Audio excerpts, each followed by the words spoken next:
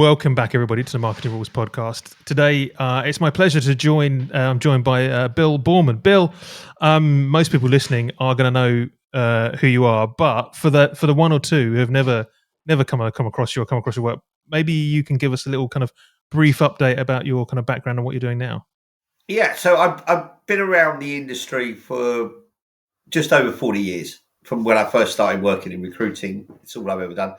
Had different chapters, agency background, in-house. I was kind of at the beginning, and I think that's the first time I met with you at the beginning of that kind of crossover between social media being a thing and figuring out where we were going to go with that. Then moved into technology, and I'm an advisor to startups and tech companies. And latterly, in the last few years, I work more with PE companies who are buying technology in the space and what's going on. And I'm a general industry noisemaker, I suppose, about things that are whenever people want to listen about things that are going on, do research into the market. Yeah. And I have True, which is the unconference stuff. Yes, yeah. I mean, again, I think that's where possibly a lot of people kind of know you from is the kind of the unconference thing and those because that's a global thing now, right? I mean, it literally is global, right? I occasionally I see on my feed that there's one in some far outreaches of exactly. They're all going mad. They're expanding out. I think they're going to have about 6 events in Pakistan. It's a genuine open source. I made a decision fairly early on that I didn't want to run an events company in a traditional way. I'll leave that stuff to Jamie and other people to do that, breakfast and so on. And I wanted it to be organic. I wanted people it be quite open with rules in terms of just set it up, generally follow the principles, but not be overprotective and not see that as money making. And what I'm pleased with is it kind of obviously died out in the COVID times, and I thought, well, maybe it's done its time and it's served its purpose, and other things have come along. But over the next year, I think there's probably about 40 true events planned in different places. The Karachi, we've got Rotterdam coming up. They're all kind of springing back up and coming with a new kind of energy, I think. Since people don't work in offices, actually getting informally together is becoming. It's got a new dimension, and I think up to COVID, we took it for granted because you could have gone to 20 meetups a week. Yeah. And now people actually do want to get together and just chat. Well, the nice thing about the kind of true events is they focus on the bit that's important about any of these events, which is kind of like the networking bit, right? It's kind of, and I think what can happen with a lot of recruitment events, or probably events in general, is too many of them you're just sitting as an audience member watching, being kind of preached to. That's not really the true philosophy. It is much more kind of collaborative and much more of a, here you have these multiple tracks running at any one time. You can dip in, dip out, and see whatever is interested. And there's no kind of, you're not going to get kind of shouted at for leaving the auditorium or anything like that, those kind of things, because you're moving elsewhere. But it's very much a collaborative kind of event. Yeah. Yeah. And it's good. It's just, it's important not to take it too seriously. And we went street artists. We went quite far ahead of the time, I think, around kind of ED&I and topics like that. We're usually just at the beginning of conversations, and I can take that right back to when I was with other people talking about how we thought we might use Twitter for recruitment, right in the beginning. So it kind of follows, I think, at the beginning of the curve, where it's less about this is what's happening, and more about people who've got to know a bit to get together and talk and actually go, what do we think this is going to look like, and get some opinions. So what's your role within that now? Do you kind of do you oversee it, or do people just kind of come to you for sign off, saying, well, we want to run one in Karachi or wherever? Sometimes how does it sign off? I'm trying to create it as an organic thing so that I do as little work as possible on it and control it as little as possible, because I've always had this kind of holistic hippie type attitude, I suppose, that it's the community owns it, and if they decide they want to change something or they want to do something and they want to do something a different way, then I'm all for that, So I help it with a bit of advice when they need it, but generally my role in it is, fortunately, people still message me and ask for permission, or they ask for a bit of help and a bit of guidance, or they ask me how much it is, and they're surprised that there isn't a cost, there isn't a license fee. So that's what I do now. So I still go to a few. I get invited to a few. Yeah. Turn up like the old man and tell the old war stories, which I think is kind of my place in the industry these days. Well, it's interesting because I think one of the things I wanted to kind of discuss today, because as you said, you've seen a lot of changes, and obviously at the minute in our space in recruitment and talent acquisition, you can't kind of turn a corner without talking about like artificial intelligence. So it would be good to kind of get your perspective on where you see the space at the minute, and if this has any reflection of what has come before, and can we kind of learn from what previous kind of technological kind of shifts, as it were. Yeah. Apologies, I hope the dog's not overriding. No, don't worry about him. We've had worse. Yeah, I think this is the joys of working from home. I think one of the so I actually feel like we are in another one of the shifts, right? So if I look back in recruiting, said I've been here 40 years, I can go back and look at lots of things. So I can remember having to roll out databases and go from paper to a computer in a static office environment, right? This is before we'd even talked about cloud or any of that kind of good stuff. I can remember doing that. I can remember being around at the beginning of social media. I think, as I said earlier, that's when I first met you, and we were all we'd all worked in different areas of recruitment, and I think it was the first time really kind of pure recruiters met branding people. We all started thinking a bit more holistically, and that was the beginning of something that we felt was going to impact. We used to have conferences for social media and recruitment. Now we would just kind of you reach the point where you integrate the social media piece. It's just in what you do. It's just your means. Yeah. We don't have email conferences, so it was that kind of thing. And then I think we then went, the next kind of big jump was when we went through the mobile phase of figuring out. We got the internet when we really got the internet, and the internet plugged out. And I can remember that, getting my first email and getting the first opportunity to connect with people online. Message boards it was in those days, and we recruited from there. So all of those have been really almost seismic shifts that have touched on everything that we do. And the mobile bit, when everything went to mobile, we went from static websites to mobile. What did that mean? And then suddenly we discovered we were getting all this data, and perhaps we should do something with it, and we didn't really know what that was. We've been figuring that out. And now I feel that if we want to call it the AI age and whatever we do, which was really exploded quite a lot out of the blue with ChatGPT just launching a bit over a year ago. Suddenly, a lot of the things we've been talking about for 9 or 10 years actually became a very quick reality. And so I kind of feel that with generative AI, I sit on the board of Vonk, and we have an AI lab where we're building lots of applications. With Bill Fisher, you might know from Social CV days. We're building lots of stuff in an exploratory phase, really, where I think suddenly we've got a lot of power at our fingertips. I think there's two aspects to AI which people need to get their head around, or three bits, really. One bit is, how is this changing what we already have? So basically, every bit of technology you've got, whether that's an ATS, a CRM, whatever you're using, is getting AI embedded into it in some way. So there's much more machine decision making. There's much more work being done. So I think you have to kind of revisit your existing tool set anyway and say what's going on, and really keep up with those updates to say, okay, how does this, and then look at it from a point of view of, how does this actually change my workflow? What's different in here, and what's going to change?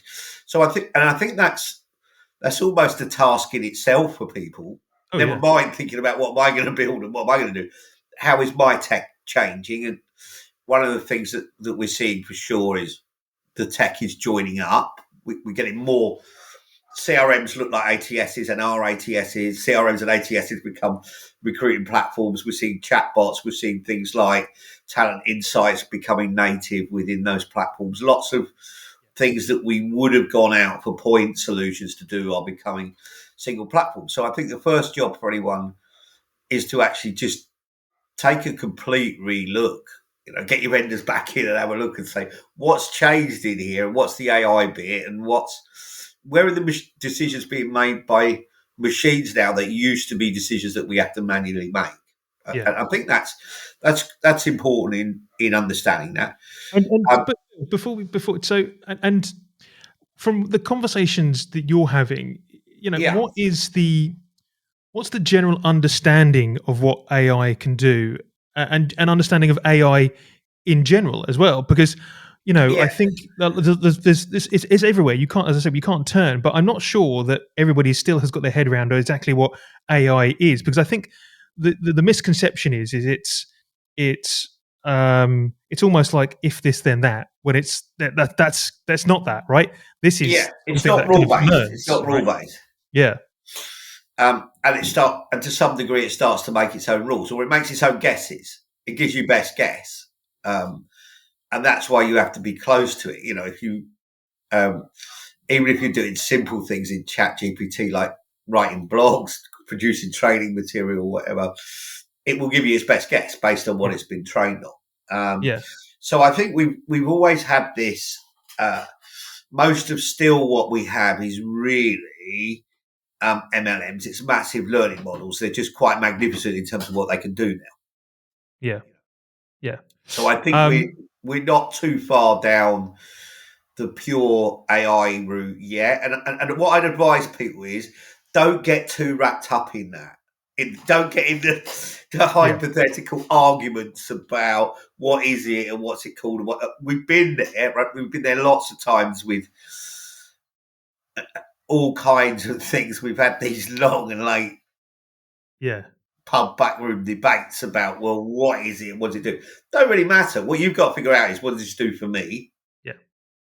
And the background of it doesn't. How does this change what I'm doing? I think where we're going to see the quickest change, because it's the obvious places, is in the top of the funnel. I think the whole and quite a lot in the world where you live, really, where you're a far better expert than I am, but in the messaging, the outreach, the storytelling, all of that stuff, more of that is going to be machine orientated. And I don't just mean in terms of a plug and play. I mean a lot more in terms of you start tying it into things like programmatic distribution and network building. There's lots of things happening in there, which machines enable us to do that on a scale we've never had. I think it's a really exciting time. So what I've learned, if we take data, I think this is a good classical example. I used to run agencies, recruitment agencies, and I used to run training for recruitment agencies. And I collected data when it was called numbers, because we didn't have any machines to capture it. You used to have to record 5-bar gates. How many calls have I made? How many CVs have I sent out? How many interviews have I got? And so on. And I would collect those numbers every day, the same numbers from the same people. And I'd take those numbers and I'd sit down with them and I'd get my calculator out, because this was pre-Excel, and I'd work out the ratio. What's the activity, the efficiency, the return, and then we'd have a talk about the day. And that took up maybe 25, 30% of my management time, was actually calculations, figuring things out. And that obviously changed a lot of spreadsheets. But actually from doing that work, I understood the work. So I understood, I'd always have a gut feel about it. That feels like a high number. That feels like a low number. And I would always have an idea from a diagnostic point of view. Where do I go and look? Where's the problem likely to be? And it was the calculating it, the sitting down with a calculator and paper, that made me think, oh, that feels like I need to go and have a look over here or over there. Now, what happened the more that data started being collected by machines doing exactly the same thing is, that was fantastic. I didn't have to spend a third of my day doing it. I could just press a button and it would say, here's a chart for you, or they try and make it in here's a red light, a green light, a yellow light, and all the rest of it. But I started talking to my managers, I remember at the time, and saying, so what's the yellow light mean? And they have no idea because they never actually had to collect the numbers, right? And it's the same as we look at a lot of the excellent sourcing technology now of outreach to candidates.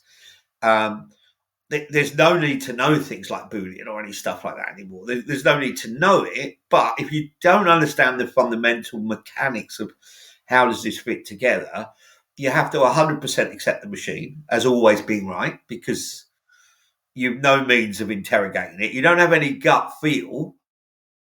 So I still like to sometimes get my calculator and my paper out and go back in time in that way, right? And to go, let's just do this.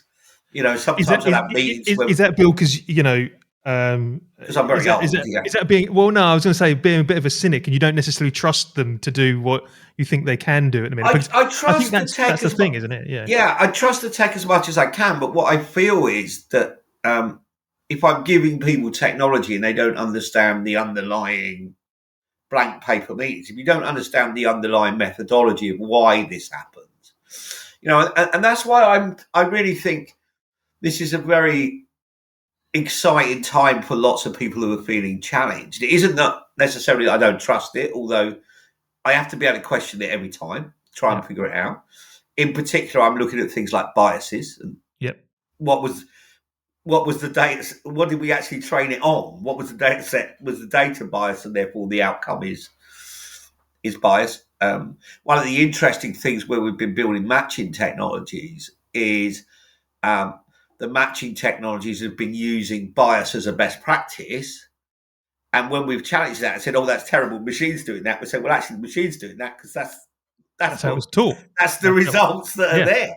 So maybe we have a different problem that we have to look back at. So I think part of it is understanding that. And the other one is also being able to, if we're going to, why this is a really exciting time, I think this one, the AI bit, is very exciting for people who work in recruiting and the talent space. And why I think it's really exciting is there's one inherent skill we all share, whatever we do. And the inherent skill that we share is to be able to ask questions and to know what the next question is. It's almost like a journalist type thing of saying, well, I'll ask you a question and you'll give me a broad answer and then I'll narrow that down a bit and we'll, right? And that's why people have been successful in recruiting. A number of us have gone on and had good consulting careers because we do that. We ask a question, we listen to an answer, we go, right, that bit's kind of interesting. Let's explore that and let's find out why this is more important than that. So probing and asking questions and knowing what the next question is actually how you build a prompt.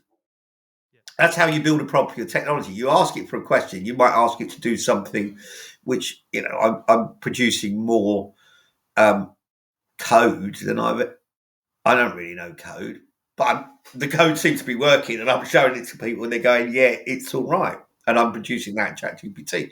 And that's because I can ask the questions and be inquisitive.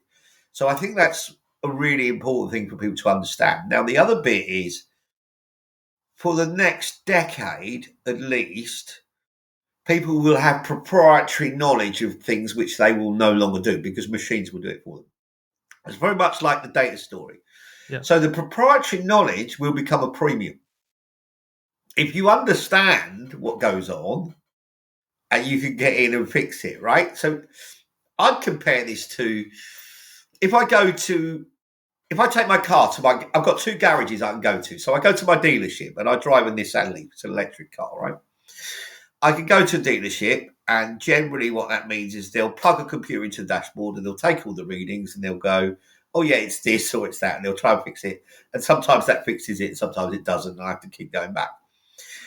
And sometimes I can go to my garage around the corner that's been there 100 years who have mechanics who are 50, 60, 70 years old.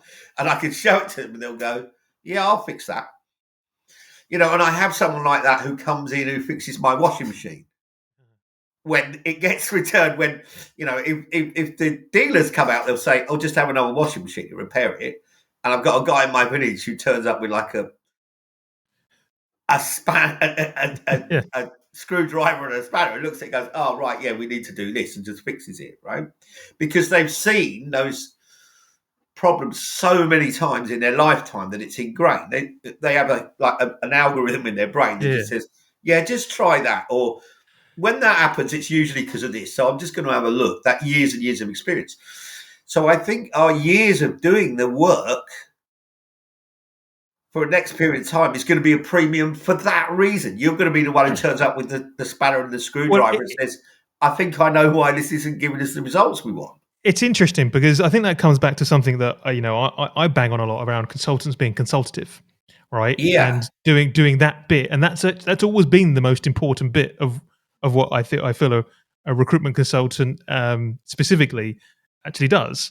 It's not the bit that comes before that. It's not the bit that goes after that. It's that very bit where it's the kind of the experience of talking to people that. Getting people in the door and still finding fundamentally people. is about the same thing, right? Yeah. If you run good recruitment, yeah, it's always I could have it written on my tombstone, and I apply exactly the same principle whether I'm advising someone who needs to hire 200,000 people a year, which is some of the stuff that I've done, to people who I work with a charity and we have to hire 5 people a year. It's the same, comes down to the same fundamental rule, which is a solid understanding of the job requirement and a solid understanding of the people who you are matching for that in that process, wherever they are, interview or whatever. So you're asking roughly the same questions to 2 sets of people, and when the answers meet in the middle, you've got some progression, hopefully a higher, right? And that doesn't change. That doesn't change if you do it for 1 million people. It's, have you built the fundamentals into your workflow that says, I understand this job. I understand the bits that are listed, 5 years of X, 3 years of Y, and now I understand all the bits that, and this is where intake meetings and stuff like that become so important. I understand the bits that aren't written down. I can turn around, someone could say, oh, I want someone who is, give you an example, I want someone who's innovative. And I can say, okay, compared to who and what does that mean? Yeah. What does that mean? I can write that down. You want that. Nobody's ever come to me and said, I don't want a good team player. I don't want someone who's I want someone who's not very good at that stuff, right? So it's a standard answer. But that's always on a scale. That's always compared to who, Yeah. Do you want an inventor like Steve Jobs, or you just want someone who has a few ideas every so often? Yeah. Before we kind of wrap up, Bill, there's a couple of things I wanted to just to kind of pick your brains on and talk about, which are actually not recruitment or talent related whatsoever. One is your artwork and the kind of street art you do, because this is obviously this resonates with me, being an ex. I call myself an ex-artist, so as an ex-fine artist, I'm always interested to talk to people who continue to do it, because I don't do any painting or anything anymore, but I always love to talk to people who do.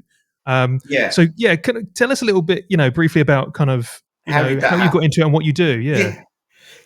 So the shorthand version of the story is, when I was 13, I was in an art class. I was drawing with a pencil, and a teacher came up to me. His name was Mr. Wilson. I can remember him really clearly. And he took the pencil off me and said, I think you better go to woodwork.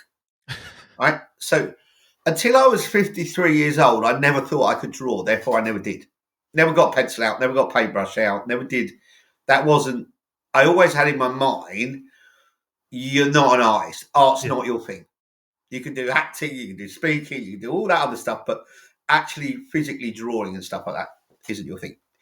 2 things happened. One was, I have a daughter who is now a fine art student, and so she was very passionate about art. The other one is, I discovered the street art stuff, and I got involved in what's called capers. So I used to organise a network, do my recruitment job really, when people were doing quite big street art surprises, I don't want to say Banksy, but if you think about the Banksy thing, how are we going to put an image here in plain sight?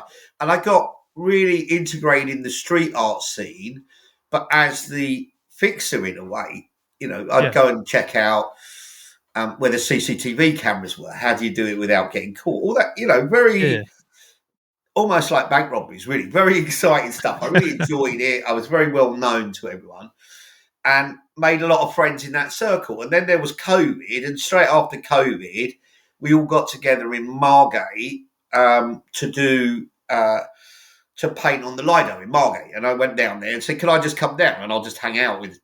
Because I hadn't seen anyone during the lockdown period, obviously. So it was the first time we were all together, and it was quite exciting. And I always gave people ideas of political pieces of work and said, "Oh, I thought of this. Why don't you do Boris Johnson in this way or whatever it was?" And I said to this artist this idea of this COVID piece that I wanted to do, which was fuck COVID and had a big, because the COVID is actually quite a beautiful thing to look at, like to paint. It's a very nice thing to paint, right? Disastrous.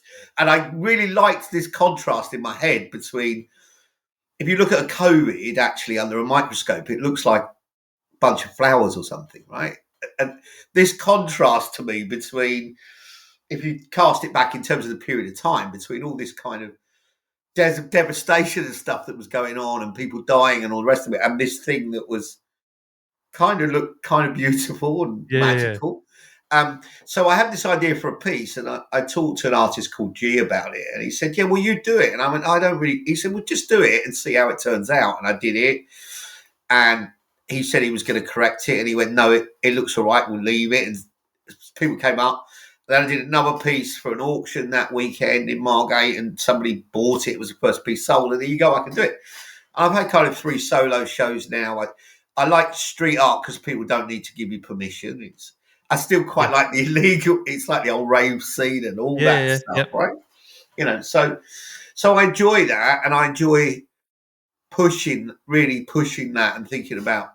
And I've had 3 shows, and the biggest thing for me is that people will come in off the street and buy my stuff. I understand people who know me and people who are friends and stuff buy things, but when complete strangers come in and buy my stuff, I'm really excited. And just the idea that someone wants, I'd give it to them. The idea that somebody wants to hang it in a house is kind of like, that's not connecting with me, you know? Yeah.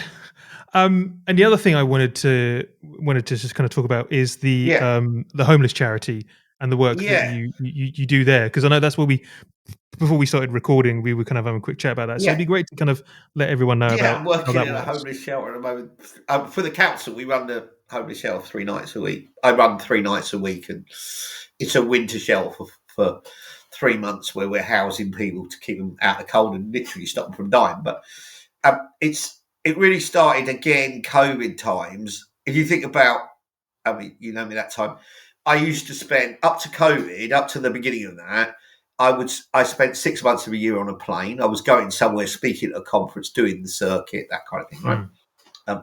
2 things I discovered from COVID. One was I didn't have to do that, and my business was still there. I kind of thought like I was in that mindset for 10, 15 years of, if you don't go and do this stuff, everyone will forget you overnight, and then you won't get any work and there'll be nothing, right? So I learned that wasn't actually true. But the other thing I did is, for the first time, the only thing we don't have in our life is time, because we're busy people doing what we're doing, right? And suddenly I had time to do something, and I was very post-Brexit time, all the rest of it, very angry, realised that actually posting stuff on Facebook didn't make that much difference to the world. And only actually made me more angry and more in bed. It's like a lot of people, right? And then suddenly we had time in our hands to do even more of that, because it was, so I wanted to do something. And just before COVID, I'd been looking at doing something with prisons and doing some recruitment stuff in prisons. And that was slightly on the way. And then I just went for a homeless charity and did a Christmas. If you think about it, I did a Christmas lunch, and if you think about the COVID starting in March, so I'd started doing a few bits. And then when it started, all of the street facilities that do food closed down. So I started cooking from home, and I did 4 months of delivering meals every day and going out and doing stuff. And that kind of kept me alive during COVID, really, because I was busy every day, but I had time. I never had time to go out and do something. I don't want to call it charitable, and I don't want to try and be the hero of the story, right? There's lots of those people who are. Then I started working with the council because they wanted me to, because I knew everyone. I went into the central support hub for a year and volunteered there 6 days a week. And then when the winter shelters started, the first one was a COVID shelter, the third round of COVID, I went and worked in there 4 nights a week.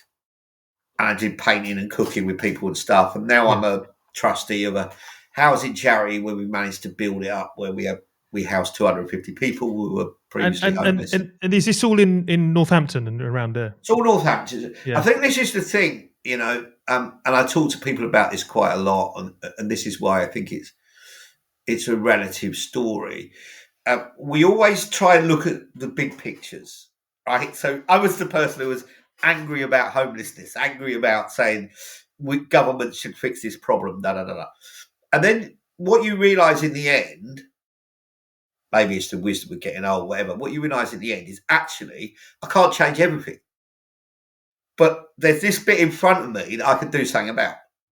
So actually, let's just do this bit in front of me. And I'm not saying let's be satisfied with that. Let's not look for new stuff, but let's actually just feel good about fixing what's in front of me. Yeah. And I mean, where that goes, who knows, right? It's a great philosophy, Bill, to be honest. But that thing in recruitment, I see it all the time when we talk about parallels, where I talk to recruiters who are saying, oh, candidate experience, but I can't change my ATS. I've got work there. I've got this. So these are all the reasons that I can't do anything about this. All of these things mean, and generally what they mean is it's out of my control. It's above my pay grade. I know it's horrible. I wouldn't like to apply for a job in this company. This is a problem, right? And you've seen it every day on Facebook. But actually, when you sit down and talk to people, they go, well, I could change that thing. I could acknowledge every applicant I get. I could send them an email that says thanks for that. I could make sure the diaries are organised properly for people when they book people in. So I spend a lot of time on that saying, what's in front of you, right? You can't change the world, but you can change your world a bit. And if you want to do something about candidate experience, you actually can do something about candidate experience. You might not be able to do the whole thing. If you want to change your marketing, your sourcing, whatever it is, if you're passionate about making that better, then make it better. But make it better at things which are within your remit. You're not stepping out of you're not ruffling too many feathers. And then use the success you get to influence. Then you can, now I'm at the next phase in terms of homeless in that I'm part of a big county-wide project. I'm part of a small team looking at what should the single pathway be for homelessness, what should all the different areas do. I've moved up that bit, partly because people said to me, how do you do this? I said, well, if I learn anything in recruitment, I'm a great networker. So I'm very good at talking to people and figuring out what they want. And then how do we go? That's what I've done in street art. That's what I've done with the homeless. That's what I did I've done for years and years in recruitment is what do people want and how do we deliver that? Right. It's implying exactly the same principles. So you can change your stuff, but you've got to follow the basic rules of networking. You got to turn up, you've got to be around, you've got to try and listen first and understand what's going on. Don't go in with all the expertise and all the knowledge, and listen to what people want and try and figure that picture out and understand that solve what's in front of you. And then the bigger picture, the more that you solve what's in front of you, the more people come along and say, now when they're talking to me about homelessness, say, right, you've worked in 5 different areas. Nobody else has done that because it's been their full-time job. You've done it and put it in. You're in the best position to come and talk to us about how could we solve homelessness in this county? How could we make it better, right? But it's taken 3 years to get to that point of solve what's in front of you. And this is my advice to anyone listening in is just look at what are the things I want to fix and what can I affect? And if I can't affect something, don't stress about it. Yeah. It's above your pay grade. Don't worry control what you can control, right? That's yeah. Bill, it's been an absolute pleasure talking to you today. It's been brilliant. I'm sure we'll have you back in the future. But for now, thank you very much. Thanks all.